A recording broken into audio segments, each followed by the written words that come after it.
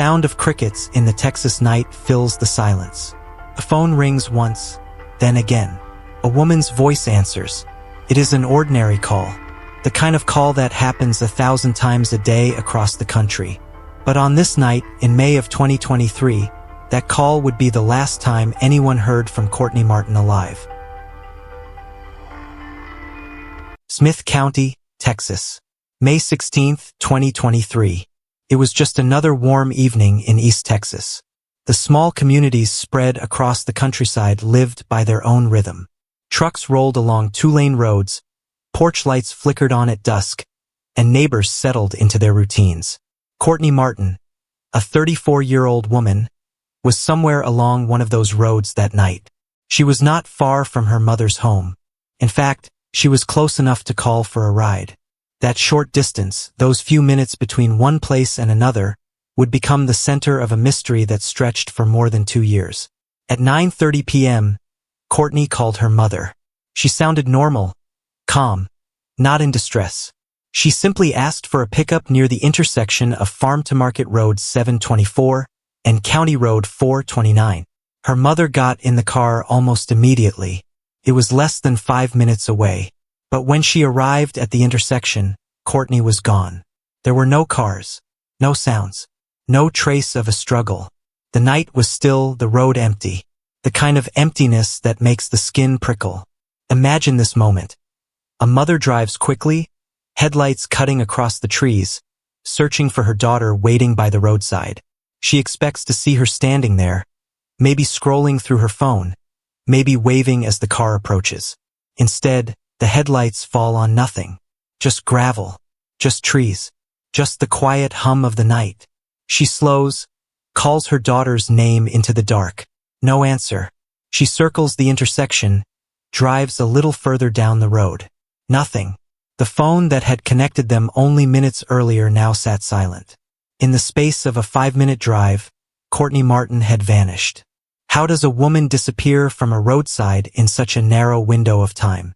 How could someone be there one moment and gone the next without anyone hearing or seeing what happened? This is where the mystery begins. And it is the moment we must freeze on, because everything that follows, every search, every clue, every heartbreak, traces back to this night. Courtney was not a stranger in her community. She lived a life like many others in small-town Texas, family-centered, social, often seen around the local area. Friends described her as thoughtful and loyal. She was close with her mother, the very person she called that night for a ride.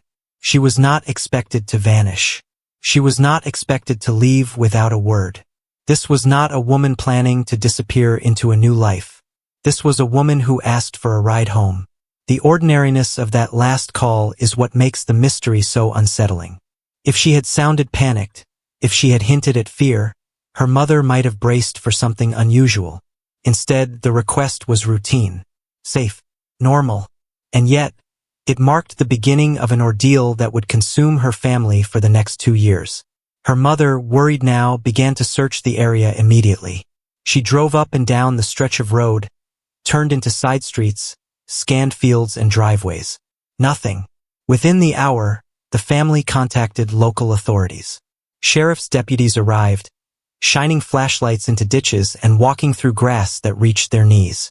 They searched nearby homes, knocked on doors. The first hours of any missing persons case are critical, and here, in the first hour, there was only silence. Deputies ran Courtney's name through their system. No recent arrests, no active warrants, no reason for her to be avoiding police contact. This was not a woman trying to disappear from her life. They checked local hospitals, surrounding counties and highways. Still, there was no trace. Let's go back to her biography to know who is Courtney Martin. Courtney Taylor Martin was born in the late 1980s in East Texas. She grew up in the same Smith County fields and roads where she would later disappear. Her childhood was marked by family traditions, neighborhood connections, and the kind of small-town familiarity where everyone knew each other's names. Friends remember her as warm, approachable, and thoughtful. She wasn't the loudest person in the room, but she was steady, dependable, the kind of person people turned to when they needed someone to listen. Courtney was also resilient. Life in her 30s hadn't always been easy.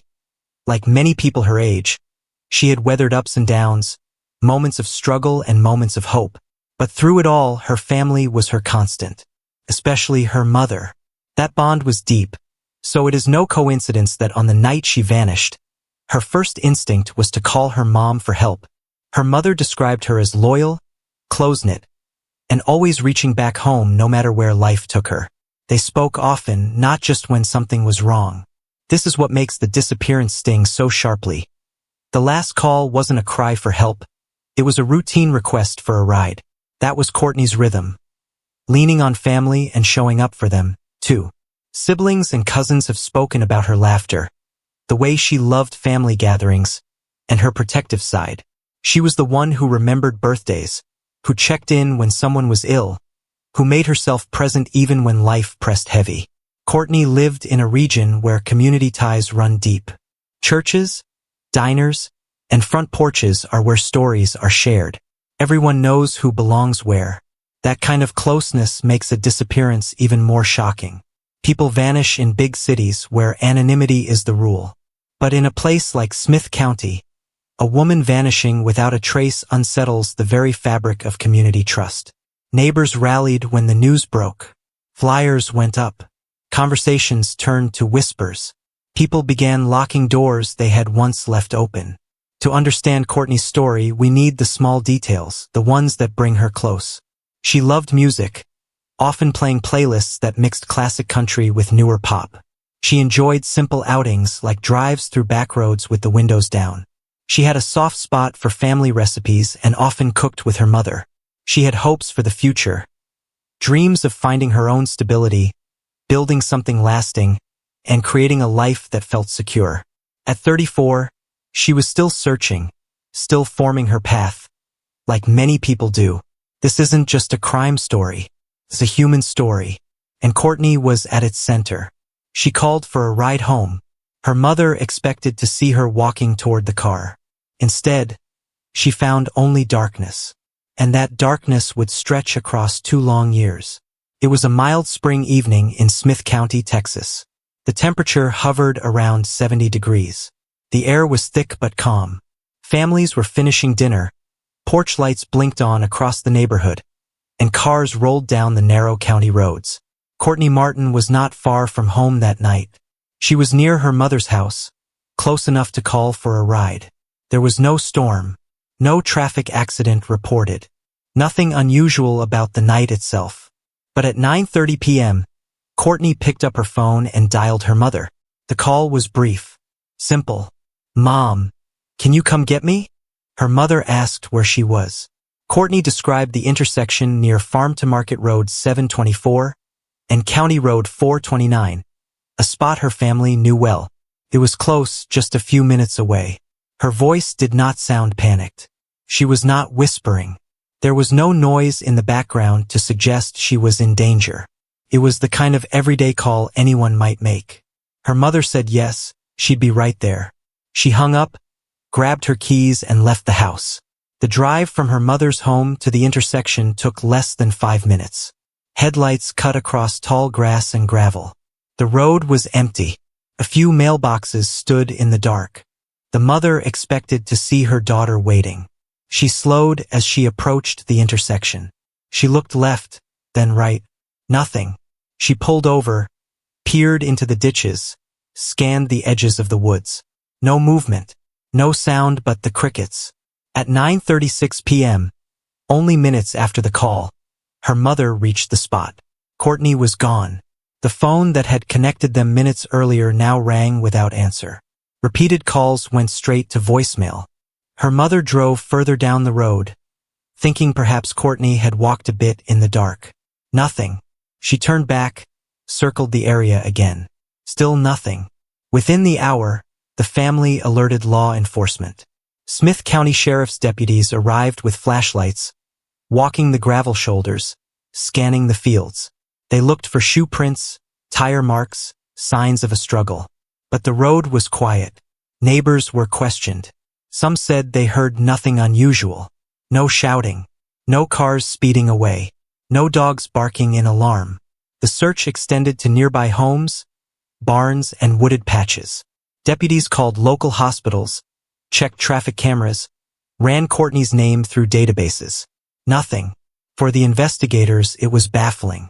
The window of time was impossibly narrow. A woman was seen, or at least heard, at 9:30 p.m. By 9:36 p.m., she was gone. No one reported seeing her get into a car. No one reported hearing a struggle. And yet, she had vanished from a location less than 5 minutes from her own family's front door. For the mother, the search was unbearable. She replayed the short drive in her mind. Could she have missed her? Had Courtney walked in the opposite direction? Was she hurt in a ditch nearby? She drove the route again and again, headlights sweeping the darkness. She called her daughter's phone until the battery gave no sound at all. The deputies logged it as a missing person case. But they also knew that time was critical. The first 24 hours would decide whether this was a misunderstanding, a voluntary absence, or something far more sinister. They searched nearby creeks, ran dogs through wooded areas, and expanded the circle outwards. But with no witnesses, no signs of forced entry into a vehicle, and no items left behind, they had almost nothing to go on. She called at 9:30. By 9:36, she was gone. No one saw her leave. No one heard a sound. And for 2 years, that silence was all her family had. In any disappearance, the first 24 hours are critical. Authorities know that if a person is not found quickly, the trail begins to fade almost immediately. By dawn on May 17, 2023, Courtney's family had already given deputies every detail they could. The time of her last call, the location she described, what she was wearing, her daily habits. Deputies canvassed the area around Farm to Market Road 724 and County Road 429. They walked the edges of the ditch, searching for clothing, a phone, or even a single footprint in the dirt. But the ground revealed nothing. Word spread quickly. Family, friends, and neighbors began to gather. Volunteers brought dogs, flashlights, and pickup trucks. They walked through fields and combed through brush. Some even went door to door, asking strangers if they had seen anything. Flyers with Courtney's face were printed and taped to gas stations, grocery stores, and church doors. People who had never met her before felt the weight of the mystery. How could someone vanish from such a familiar road without a trace? Sheriff's deputies treated it seriously. They interviewed family members and friends. They checked for any signs that Courtney might have left willingly. But there was no evidence of that. She had not withdrawn money from her bank account. She had not packed a bag. She had no history of running away or cutting off contact. Every indicator pointed to the same grim conclusion. Courtney did not choose to disappear. But in small towns, silence is rarely empty. Rumors began to circulate. Some said she had gotten into a car with someone she knew. Others whispered about strangers spotted on county roads at night. Every lead was followed, but most collapsed quickly. People thought they saw her at a gas station, only to realize it was someone else. A report came in that she might have walked toward a nearby property, but searches turned up nothing. The leads grew thinner by the day. For her mother, the hours dragged into days of unbearable waiting. She left her porch light on every night, hoping Courtney might walk through the door. She kept her phone at her side, answering every unknown number in case it was news. But the news never came. By the end of the first week, search teams expanded their radius. They checked nearby creeks, old barns, abandoned sheds, and wooded areas. Drone footage scanned the tree lines, but nothing unusual appeared. The absence of evidence was devastating. It left investigators without direction and the family without comfort. Weeks passed. The flyers became weathered and torn by the wind. The news cycle moved on. Deputies still followed tips, but each one ended the same way, nowhere. The community's energy, once urgent and hopeful, began to settle into quiet unease. The family clung to hope, but they also felt the creeping fear that Courtney's case would join the long list of unsolved disappearances. In these early months, her family fought against despair. They organized vigils, asking anyone with information to come forward. They spoke to local news stations, pleading for tips. Her mother stood before cameras and said the words no parent ever wants to say. "If you know something, please tell us. We just want Courtney home." But the silence remained.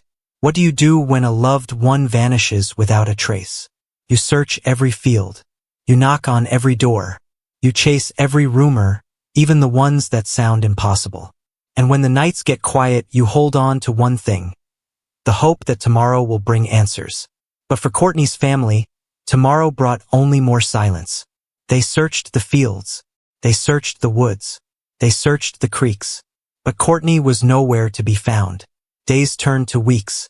Weeks turned to months. And the road where she vanished remained as quiet as the night she disappeared. The night of May 16th faded into dawn, then into months, and before long a year had passed. Courtney Martin was still gone. Her family was still waiting.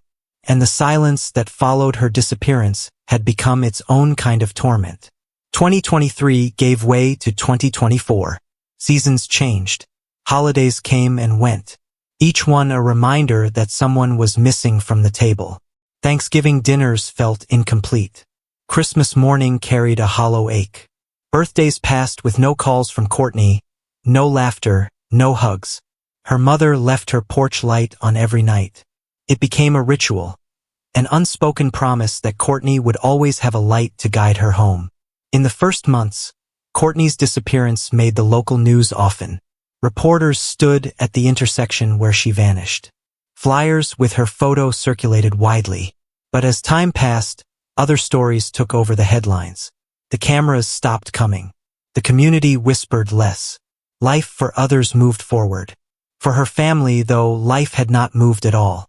It had stalled on that night in May 2023. Every day afterward was shaped by waiting, hoping, and wondering. Courtney's mother aged quickly in those 2 years.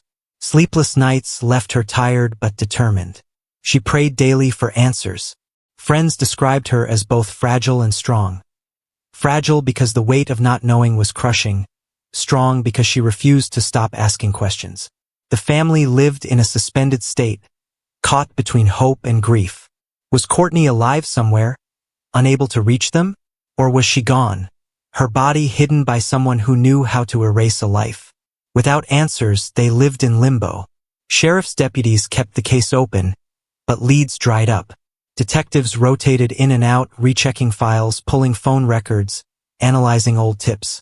There were whispers about strangers passing through town, suspicions about possible abduction, theories that she had been taken far away, but nothing ever solidified into evidence. The case did not close, but it did not move forward either. By mid-2024, the search had slowed. The flyers had long since faded, rain-soaked and peeling off walls. But among neighbors and friends, Courtney's name still surfaced in quiet conversations. At church gatherings, during Sunday meals, people spoke of her in hushed tones. Some believed she might still return. Others feared the worst. Time does not heal when answers never come. It only deepens the wound. For 2 years, Courtney's family lived in silence. A silence broken only by the sound of hope. Fragile, desperate, and unrelenting. For the family, every unknown number that rang their phones carried a jolt of hope. Every knock at the door made their hearts race. Could this be news? Could this be her? But again and again, the calls were wrong numbers. The knocks were neighbors. The hope dissolved into more waiting. By the second year, investigators privately admitted what the family feared. Without new evidence, without a break, the case might never be solved. It was a chilling reality. Courtney Martin might remain missing forever, her story fading into the shadows of unsolved disappearances. For 2 years, silence was the only answer. On July 3, 2025, the silence broke. Courtney's backpack was found by the edge of a pond. But her story was not finished. What lay beneath the water would change everything. Stories like this take hours of careful research and telling. If you want to see more mysteries brought into the light, remember to like this video and subscribe to the channel. That way, you won't miss what happens when the search goes deeper. On July 3, 2025, more than 2 years after Courtney Martin disappeared, A group of local young men walked near a pond in the New Harmony area of Smith County. It was an ordinary day, until they noticed something resting near the water's edge. A worn black backpack. They picked it up, curious. Inside were personal items, some weathered by time. Something about it felt off. Too out of place, too untouched. They alerted authorities. When deputies arrived and examined the bag, their suspicions confirmed. It belonged to Courtney Martin. For the first time in 2 years, there was a tangible piece of evidence. News of the discovery spread quickly. For Courtney's family, it was both a relief and a new wound. After years of silence, here was proof she had not simply walked away.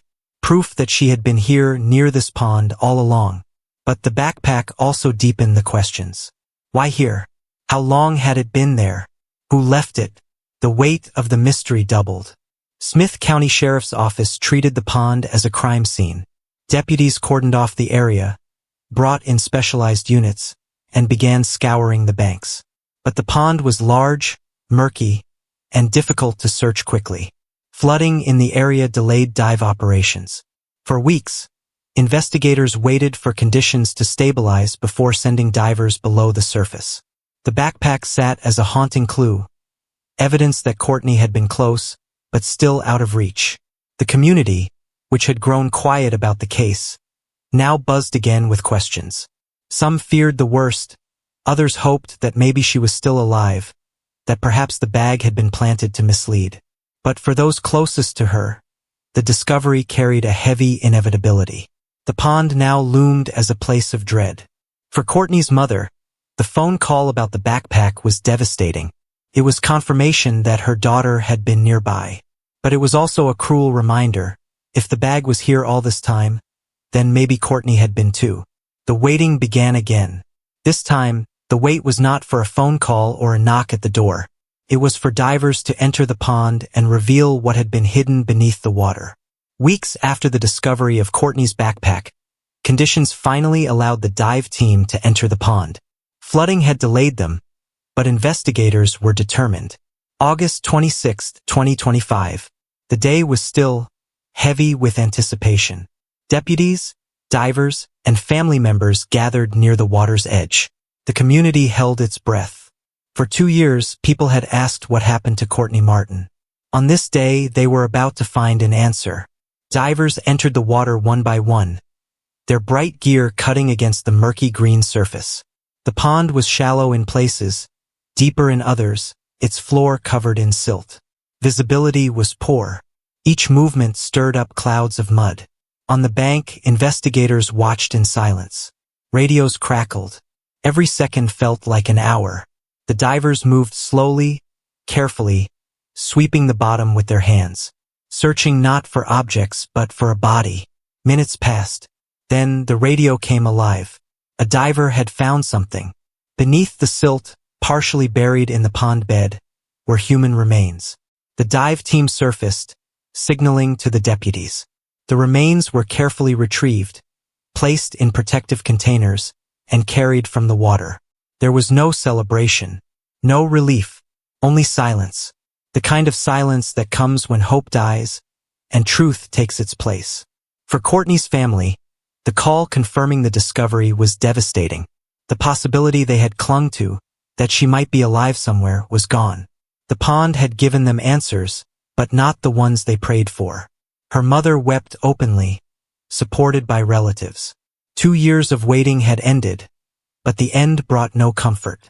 Deputies immediately treated the pond as a crime scene. The area was secured. Evidence markers dotted the bank.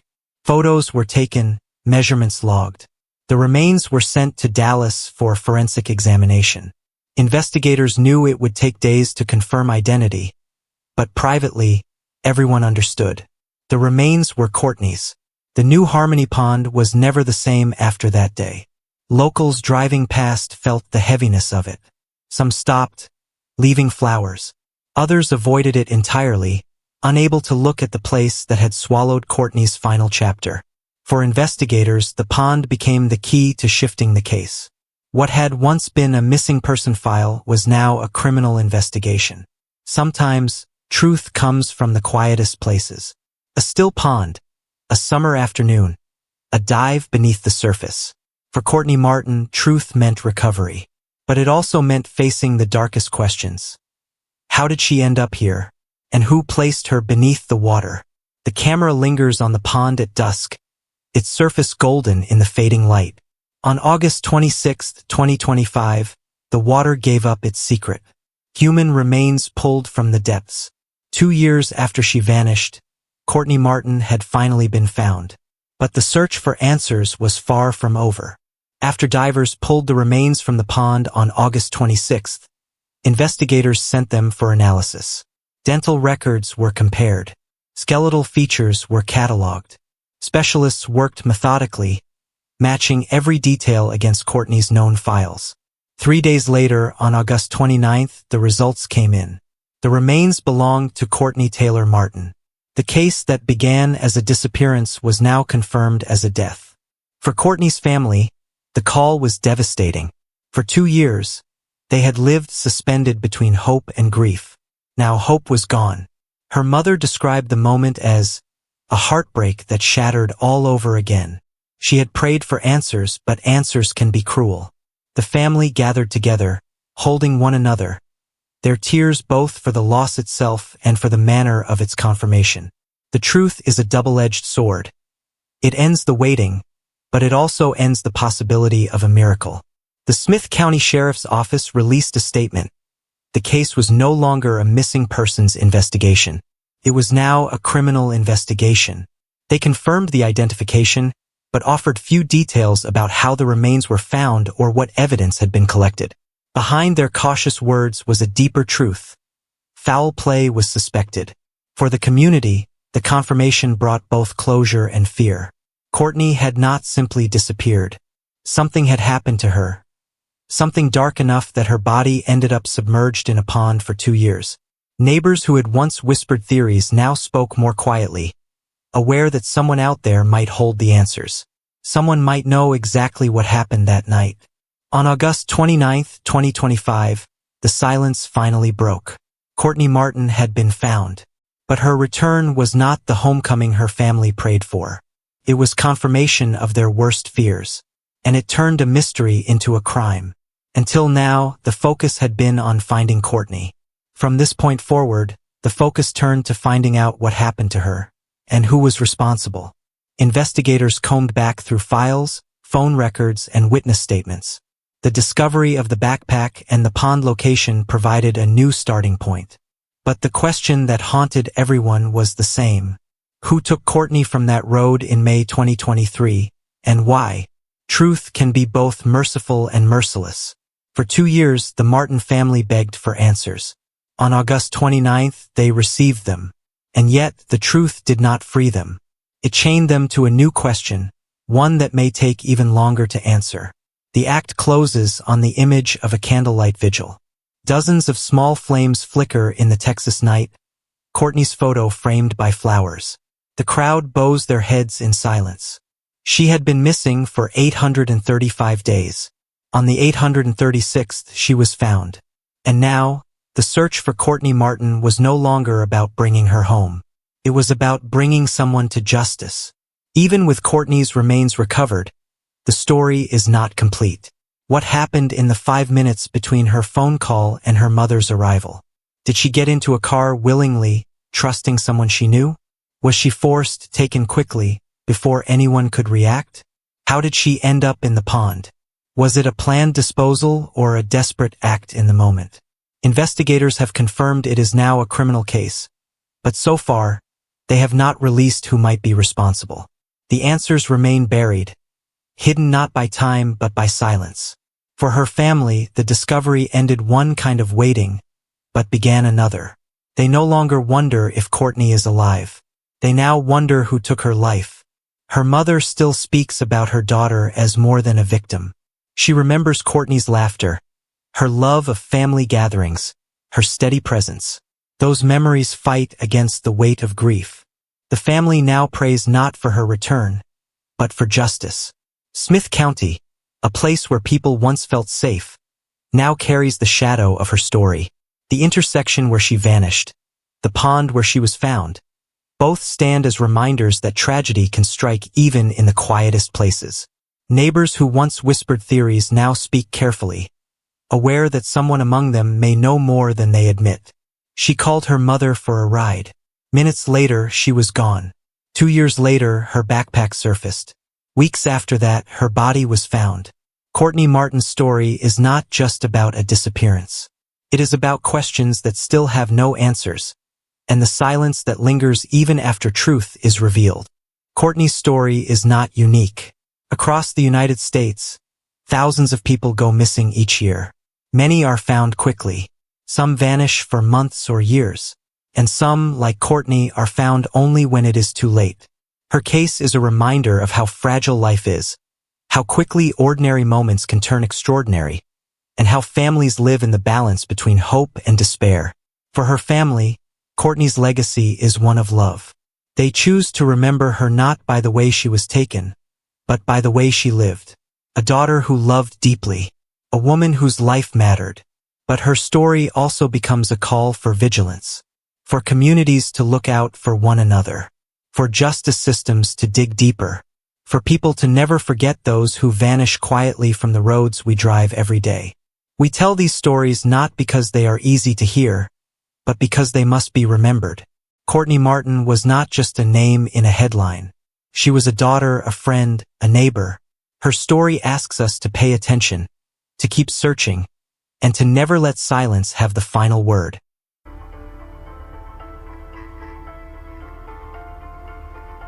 This is not the end of her story. It is the beginning of a fight for justice. If this story moved you, share your thoughts below. And if you want to join us for more stories like this, subscribe to the channel and walk with us as we continue to remember those who can't speak for themselves.